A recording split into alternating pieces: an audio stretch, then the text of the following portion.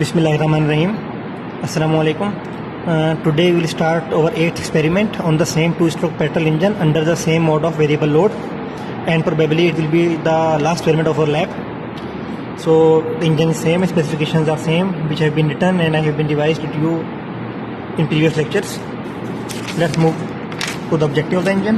Objective of the experiment: to determine the volumetric efficiency and average effective pressure of a two-stroke petrol engine under variable load. So here we will calculate the two basic and two major parameters. One is volumetric efficiency and the second is average effective pressure. So now let's have a look at formulas of these two parameters. You know that what is the volumetric efficiency? Volumetric efficiency is the ratio of the two volumes. And which two volumes are that? Are these? That is volume of the air which is coming inside during intake stroke divided by the displacement volume of the engine. So now here what will be the formula become of the volumetric efficiency?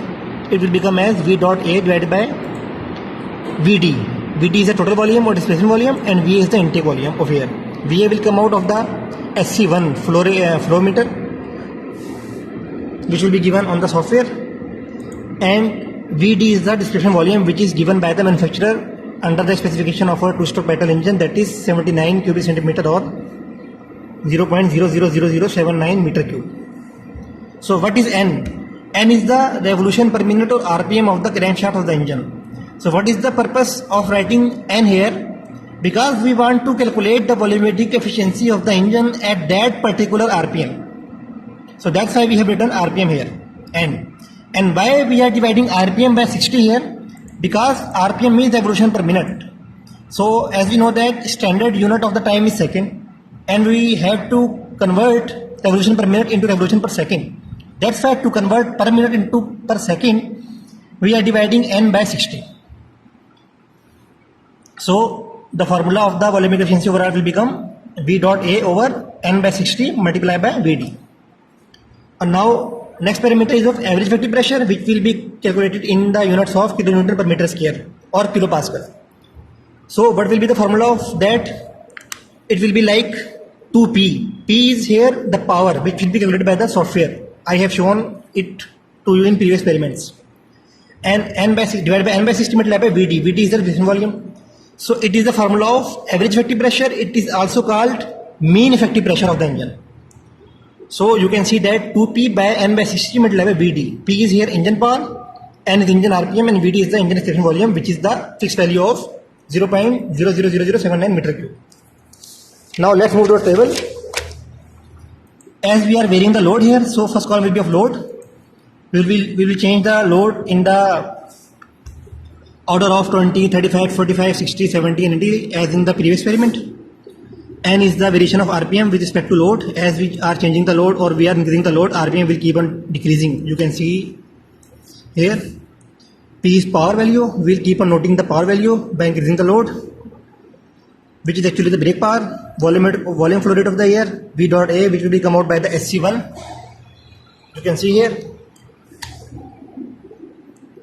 V dot A.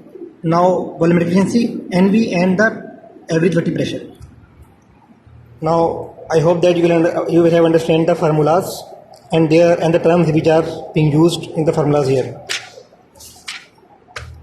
Now at the end, as we are changing the load here, so you have to, and we are also calculating the two parameters here. So you will have to draw two graphs. One is against load and brake power. Second is again load and volumetric efficiency. Actually, it should be against load and volumetric efficiency, and second should be between load and brake effective pressure or average effective pressure. So now let's start our engine. First we will keep load 20, then 35, then 45, then 16, 17.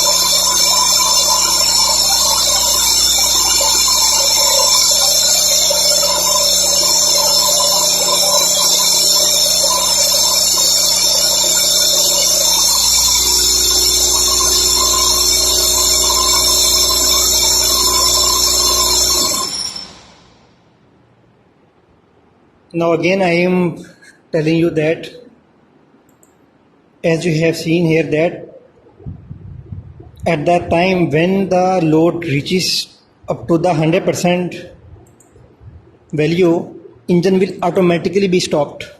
It means that the load of 100% will be beyond the load bearing capacity of our engine. As it approaches to 100%, it means that we have applied full load on an engine. Beyond that load, engine will become problematic, or even it can seize. So we cannot apply the load beyond the capacity of our engine. Now I hope that you will have understand our all 4 experiments on 2-stroke petrol engine and all 4 experiments on our 4-stroke petrol engine and 4-stroke diesel engines. Now I will send you readings and you will have to calculate the respective parameters and draw their respective graphs, and you will have to discuss your results of graphs under the comment section of the experiments. And that is all about today's experiment. Take care of yourself. Allah Hafiz.